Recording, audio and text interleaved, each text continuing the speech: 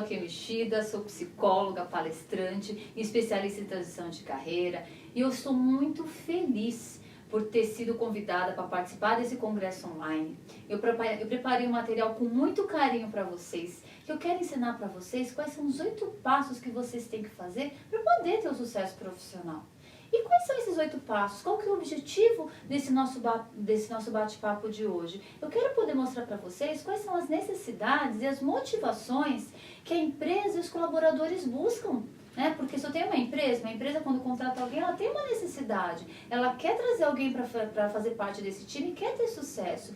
As pessoas quando entram numa empresa ou quando abrem o próprio negócio, elas também querem ter sucesso naquilo que elas estão fazendo. E como é que a gente faz isso? Um outro ponto, você que é gestor. E quando eu falo gestor, não é só aqueles que têm equipe, porque a gente é gestor da própria carreira. Quem é casado e tem família é líder, a mãe é líder da casa, o pai é o líder da casa. Como é que você faz para poder motivar sua equipe, seus filhos, sua família, para poder também ter o sucesso, tão sonhado sucesso profissional que todo mundo busca? Eu vou falar aqui também sobre carreira. Você sabe o que é carreira? Você sabe quais são os tipos de carreiras que as empresas hoje elas praticam e o que você tem que fazer para chegar lá? E um outro ponto é, pegando tudo isso que eu comentei, como é que a gente consegue, por meio de uma metodologia, pensar em 8 passos para sair de onde eu estou e para chegar onde eu quero? E aqui eu começo até nosso bate-papo falando de algumas estatísticas, que é para vocês também poderem ter uma reflexão. Então, assim, a primeira estatística é, que infelizmente não são estatísticas bacanas. A gente está falando aí de uma estatística do IBGE desse ano de 13 milhões de desempregados. Atualmente, esse número já caiu um pouquinho, está em 12 milhões, mas mesmo assim, gente, nós temos 12 milhões de pessoas procurando emprego. Mais crítico do que isso é quando a gente pensa que para o ano que vem, e aí a minha fonte aqui é a Organização Internacional de Trabalho, o número de desemprego não muda muito, são 12,7 milhões. E acho que o mais crítico de todos, que é mesmo para aqueles que estão trabalhando, 90% dos brasileiros estão infelizes com o que fazem. Você sabia disso? E o que você vai fazer para poder mudar tudo isso? Mudar para aqueles que estão buscando recolocação, o que vocês vão fazer para não ter que passar por isso de novo e se acontecer, porque isso pode acontecer na carreira de qualquer pessoa, o que vocês vão fazer para vocês não passarem por dificuldades e poder se recolocar com mais facilidade? E para você que está trabalhando e não sabe o que fazer, e claro, a gente sabe da questão de uma necessidade financeira, a gente tem conta para pagar, tem família, mas você vai continuar fazendo o que não gosta por quanto tempo? Afinal de contas, são 44 horas de trabalho por semana, são 220 horas por mês, é muito tempo para a gente fazer o que a gente não gosta. E nesse cenário, o que a gente deve fazer, que é o que vocês devem estar pensando? Em algumas situações aqui, eu vou poder trazer para vocês um material, alguns templates, para poder até elucidar um pouco melhor o que eu estou falando aqui. Então, o primeiro ponto que eu quero abordar para vocês é motivação. Vocês sabem o que é motivação? Eu vou trazer um conceito aqui, gente, que é um conceito que está na internet. O que é motivação? Ato e efeito de motivar, de despertar o interesse por algo. Os interesses servirão de motivação para melhorar. A gente está falando do quê? De despertar o interesse por algo. Quando a gente desperta o interesse por algo, eu não tenho uma necessidade? Qual é a sua necessidade? Vamos olhar para um caminho.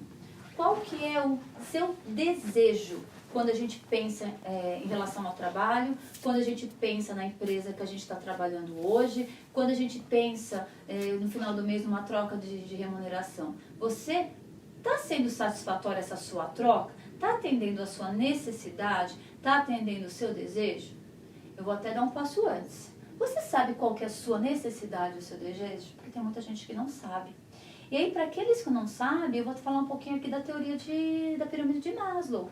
O que é a teoria da pirâmide de Maslow? Maslow foi um psicólogo, essa é uma teoria já bastante antiga, que é muito válida, mesmo nos dias de hoje, onde Maslow pega uma pirâmide e coloca e divide em 5 fases as necessidades das pessoas. Aí a gente está falando aqui, quando a gente pensa, eu vou falar numa primeira fase da teoria, que ele começa lá na base falando das necessidades fisiológicas, das necessidades de segurança, sociais, de estima e autorrealização.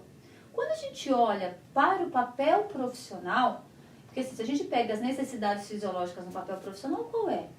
um horário de trabalho que seja pertinente, né? Que haja um equilíbrio entre descanso e trabalho. Quando a gente fala do intervalo para almoço, então tem que ter um equilíbrio, não dá para ser, às vezes, pensando há 3 ou 4 décadas atrás, que as pessoas não tinham um horário de trabalho regrado, a gente não dá para trabalhar mais que 40 horas por semana porque é um cansaço. Quando a gente olha, né, quando a gente fala do estágio lá da segurança, o que é uma segurança, principalmente para quem é funcionário? A gente fala da questão do quê? Do salário ser pago em dia, de eu poder ter um convênio médico, de eu saber que eu estou trabalhando numa empresa que tem saúde financeira, que eu não corro o risco de ser desligado da noite para o dia. Ainda mais uma economia como a nossa, trabalhar numa empresa onde você não vai ter segurança financeira é algo muito crítico. Quando a gente olha para o contexto social, que é a próxima etapa dessa teoria, tem muita gente que a necessidade é importante para a pessoa, o relacionamento que ela vai ter com os colegas de trabalho. Você já trabalhou em empresa onde você detestava a equipe? Ou você detestava o chefe? Ou pensa naquela outra empresa que era o oposto, onde aquela empresa, às vezes, o teu salário talvez não fosse o melhor do mercado, mas você era apaixonado pela empresa. Por quê? Porque você tinha um gestor que você admirava, você tinha uma equipe, né? Você tinha os colegas de trabalho que te ajudavam. Isso retém mais até do que fatores financeiros. Então, quando a gente fala do relacionamento, isso é uma outra necessidade que as pessoas têm. Quando eu falo da estima, que é a próxima etapa, a estima tem a ver comigo, com você. O quanto você é reconhecido pela sua empresa, e reconhecimento não é só às vezes ter um bônus, não é só às vezes ter um PLR, mas o seu gestor te reconhece no dia a dia pelas pequenas realizações, pelo seu diferencial que é feito, que às vezes passa despercebido. Você se sente valorizado no resultado final do seu trabalho, ou melhor, você sabe qual que é a importância do seu trabalho em relação ao produto final da empresa? Eu vou trazer um exemplo de uma grande colega minha, que ela acabou até de sair da empresa, onde ela foi, gente, 40 anos, telefonista e recepcionista de uma organização. Tem gente que fala, nossa, mas ela ficou 30, 40 anos, ficou. E eu vou ser franca, não existe melhor atendimento. Nunca conheci ninguém que tivesse um atendimento como ela em nenhuma empresa, em um consultório. A gente chegava na empresa, eu lembro quando eu entrei hoje, um papel de candidata, que ela com um sorriso no rosto, eu tô falando de você, Moniquinha, que depois você vai ter a oportunidade de ver esse vídeo, que ela chegava, bom dia, fulano de tal, então ela já te chamava pelo nome. Falava que Deus te abençoe e tomara que você tenha muito sucesso e boa sorte na sua entrevista. Gente, isso faz toda a diferença. E ela foi 40 anos recepcionista, telefonista, enfim, era ela quem recepcionava as pessoas e atendia o telefone. E a Moniquinha, sei lá, a empresa tem mais de 118 anos, todo mundo que a conheceu fala dela até hoje. Olha só o nível de engajamento dessa profissional. E quando a gente fala da última etapa, da autorrealização, o que é a autorrealização? A autorrealização tem a ver com o legado que você está deixando para a empresa. Se o trabalho que você está fazendo é um trabalho que te desafia e se o resultado desse trabalho está impactando alguém de alguma forma, que pode ser, de repente, um trabalho relacionado a uma causa social. De repente pode ser sim uma empresa um pouco mais, como a gente fala em RH, um pouco mais hard, uma empresa mais focada em resultados, que seja assim aumentar o lucro dessa empresa. Então, você percebe que tem a ver com o resultado do seu trabalho? E aí, se a gente for analisar tudo que eu estou dizendo aqui, a gente está saindo do quê? A gente sai dentro dessa teoria de um contexto do fisiológico, da necessidade imediata, passa por um contexto das necessidades de grupo, né, de relações, de como eu sou visto pelas pessoas. E conforme a gente vai se desenvolvendo, a gente vai olhando para si, que é quando eu chego na etapa do reconhecimento, o quanto o meu trabalho está sendo reconhecido ou não. E aí, num último estágio, tem a ver com o quê? Qual que é a consequência do trabalho que eu estou fazendo. A diferença é que, justamente, um trabalho, ele pode passar por todas essas etapas ou elas podem acontecer simultaneamente. E o que é importante eu trazer aqui para vocês? É importante eu trazer aqui que esta necessidade, que é o que motiva, ele muda conforme a situação. Por quê? Porque às vezes hoje, vamos pegar um exemplo, se eu estou trabalhando, eu estou numa empresa que eu gosto, uma empresa que me remunera bem, uma empresa onde eu estou deixando o meu trabalho, estou deixando o meu impacto, e de repente, por causa da crise, essa empresa, ela pode acontecer de repente, de desligar, e você fica um tempo no mercado e não consegue se recolocar, percebe que a sua necessidade muda? A sua necessidade, que de repente estava lá num contexto muito mais da autorrealização, ela passa por um contexto de necessidade e segurança? Então, o que eu quero dizer com vocês aqui para a gente poder fechar essa teoria? Isso tem a ver, a necessidade tem a ver com o seu momento de carreira. É imprescindível você analisar o que está, qual que é a sua necessidade hoje, que isso que vai determinar justamente as suas motivações. É isso que eu detalho muito no meu livro, né, em coautoria A Arte de Brilhar, que eu falo justamente do sucesso profissional em 8 passos. E eu vou dar uma pausa agora nesse nosso bate-papo, que é justamente para vocês conhecerem um pouquinho mais desse livro.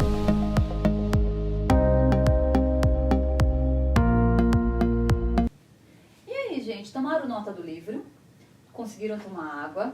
Então vamos continuar? Eu acabei de falar da pirâmide de Maslow, né? E agora eu preciso explicar o ciclo motivacional. Eu não falei que a nossa necessidade está relacionada com uma necessidade?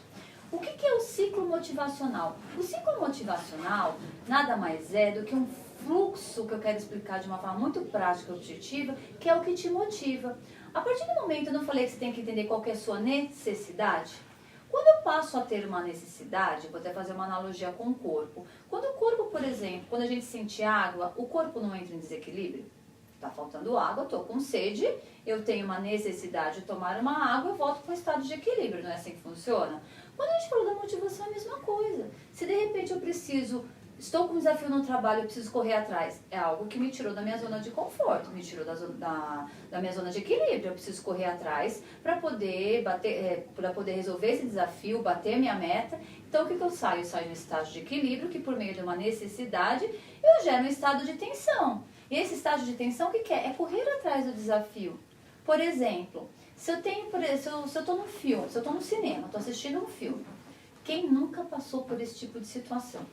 Que tô lá, tô comendo a pipoca, tomei o refrigerante, tomei um suco e me deu vontade de precisar ir ao toalete, por exemplo. No primeiro momento a gente não vai, porque o filme está interessante, tem pessoas do meu lado, eu não quero incomodar, mas às vezes chega numa situação que você tem que ir, que não tem jeito. É esta situação de tensão. Se eu tenho um trabalho, que eu estou acostumada a fazer aquele trabalho todos os dias com resultado, o meu gestor da empresa chega com um desafio novo, que você percebe que você vai ter que desenvolver algumas coisas, não dá aquele friozinho na barriga que é natural, será que vai dar certo ou não? É o estágio de tensão, mas que é o que te motiva a ir para a ação, que é justamente, quando eu falo motivar a ir para a ação, é o comportamento, porque você sai da sua zona de conforto. Você conseguiu atingir aquele desafio e você bateu sua meta, você chegou onde você queria, você volta ao estado de equilíbrio. Então, se a gente parar para avaliar o que é motivação e o que leva uma pessoa a sair de um estado para chegar no outro, a cadeia é essa. E quando a gente fala de carreira, o que é carreira hoje para as grandes empresas? Dependendo da faixa etária, se a gente for olhar para a história, que a gente sabe que hoje a história ela classifica algumas gerações de acordo com data de nascimento, apesar que eu não gosto muito dessas nomenclaturas. Se a gente pega lá atrás os baby boomers, o pessoal lá de 46 até os anos 60, o que motivava essas pessoas para o trabalho? Qual que era a necessidade da carreira delas? O que aconteceu? As pessoas voltaram da Segunda Guerra Mundial, as famílias aumentaram, né? Famílias, por exemplo, os meus avós, tanto materno quanto paterno, eu tenho de cada lado aí em torno de 7 ou 8 tios. As famílias eram muito grandes. E naquela época era comum um homem trabalhar, né, fora e a mulher ficar em casa trabalhando. Então o homem às vezes tinha que trabalhar 12, 14, 16 horas para sustentar essa família. Inclusive o termo workaholic vem daí, que é aqueles que trabalham demais. Se a gente pega uma próxima geração, que são os filhos dessa geração das pessoas que trabalharam muito, a geração X, esses aqui, o que eles querem? Se a gente for parar para pensar, analisar a história, a gente está falando o quê? Do movimento hippie, da liberdade sexual. O que as pessoas querem? Elas querem trabalhar sim, elas querem trabalhar com foco em resultados, mas elas querem curtir a vida. Então eu busco o quê? Um equilíbrio de vida entre o papel pessoal e profissional. Se eu olho para a próxima geração, a geração Y, eu estou falando um pouquinho para frente aí dos anos 80, chegando lá próximo aos anos 90, eu falo do que? Da geração que já trabalha com computador, eu falo da geração que foi as primeiras gerações com contato com a internet, onde as barreiras geográficas caem. Eu fui da época que, assim, para você ligar, para você telefonar para o exterior, tinha um custo alto, que às vezes a informação que acontecia lá do outro lado do mundo demorava para chegar, e só chegava para a gente pela televisão.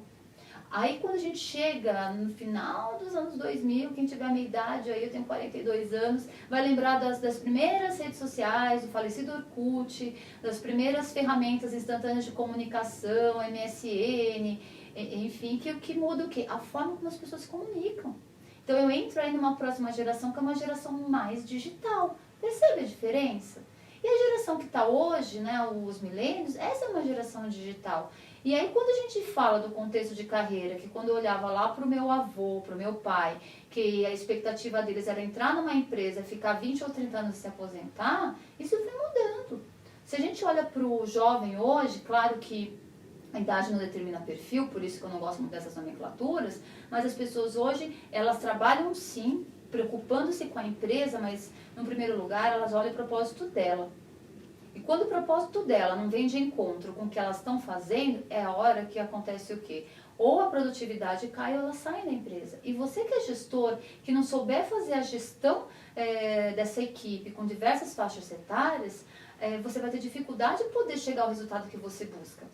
E como é que faz para reter essas pessoas pensando num contexto de mudança, carreira digital, que tudo está acontecendo, inteligência artificial que está mudando? Como é que você faz para engajar essas pessoas? E aí, a resposta para esse cenário, para esse desafio é o autoconhecimento. Porque se eu quero trabalhar para o meu propósito, eu tenho que saber o que eu quero.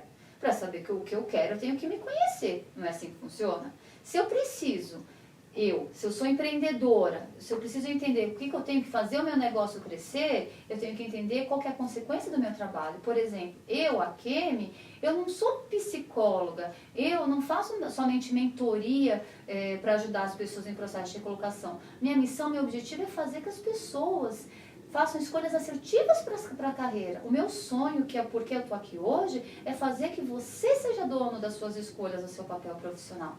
Isso, para mim, resgata desde o momento que eu fui lá para a faculdade, que era poder ajudar o ser humano, quando eu fui fazer faculdade de psicologia. Foi isso que eu fiz no contexto de empresa, quando eu contratei pessoas, quando trabalhei na área de RH de algumas empresas. Fiquei 18 anos em RH, trabalhei em empresas como Rede Globo, Banco Itaú. Fui para Angola, morei na África por 18 anos e no início de carreira eu trabalhei na área de tecnologia de informação.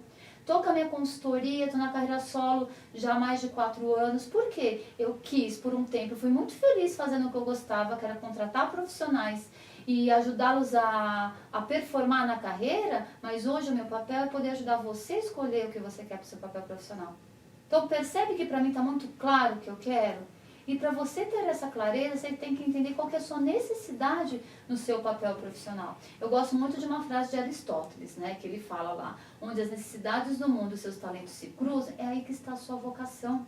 Você sabe qual que é a sua vocação? Você sabe quais são as competências que você tem para poder chegar lá? Se eu vou deixar um template aqui, não conhece o conceito de competências, eu estou falando do chá, que é o C de conhecimento. Conhecimento é informação que eu adquiro por meio da leitura de um livro ou de um curso. O H de habilidade, que é o saber fazer. Então, é adquirir o conhecimento e colocar em ação. E a atitude, é o comportamento. Porque você pode ser até hoje, isso está mudando muito, porque as pessoas não são mais contratadas pelo currículo e sim pelos comportamentos, mas a gente tem aquele ditado popular, que eu sou contratado pelo currículo, eu sou demitido pela atitude. Quando eu sou demitido pela atitude é porque eu não sei o que eu quero no meu papel profissional e eu tenho dificuldade de saber quais são as competências fortes que eu tenho. Então, gente, quando a gente fala dos 8 passos para o papel profissional, quais são esses 8 passos? O primeiro passo é, qual é o seu sucesso? Quando eu falo qual é o seu sucesso, qual é a necessidade que você tem no papel profissional? Avalie a pirâmide de Maslow, avalie qual que é o seu momento, para você poder realmente entender o que você quer para a sua missão de carreira nesse momento. O próximo passo é justamente a buscar o autoconhecimento. Como é que você faz isso? Aí as pessoas devem se perguntar, precisa ir para terapia? Não. Você pode buscar, de repente, feedback entre os amigos, buscar uma ferramenta de tecnologia, que a gente chama de assessment, que é a análise de potencial. Tem ferramentas hoje no mercado, como o DISC, que é a que eu mais utilizo, mas entre outras, que por meio lá de você responder meia dúzia de perguntas via internet, já sai um relatório completo dos seus pontos fortes, dos seus pontos de desenvolvimento. Pegar isso, olhar, eu sei qual que é o meu sucesso, eu sei quais são os meus pontos fortes, qual é a minha missão profissional, por que eu estou aqui.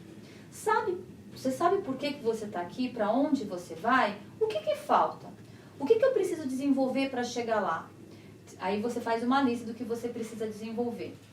Quando você faz essa lista do que você precisa desenvolver, você precisa olhar, que é o próximo passo, para a sua história profissional e fazer uma análise de quais foram os seus, que eu chamo de método CASA, que é a minha metodologia, quais são os conhecimentos que você tem fortes, quais são as atitudes que você tem, quais foram os sucessos da sua carreira, quais foram os aprendizados e o meu CASA tem um H no final, que eu estou falando das habilidades. Quais são?